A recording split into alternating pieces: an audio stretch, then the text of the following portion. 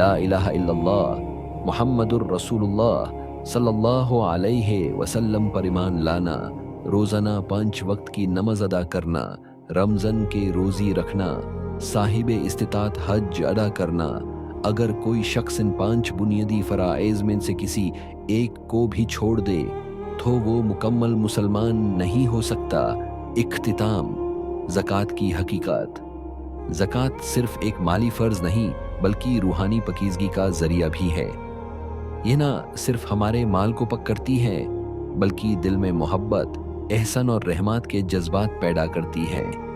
اللہ تعالی ہمیں زکوٰۃ اور دوسرے اسلامی احکام پر مکمل طور پر عمل کرنے کی توفیق عطا فرمائے اور ہمیں ان خوش نصیب لوگوں میں شامل کرے جن کے بارے میں نبی کریم صلی اللہ علیہ وسلم نے فرمایا، جو کوئی جنتی آدمی دیکھنا چاہتا ہو وہ اس شخص کو دیکھے۔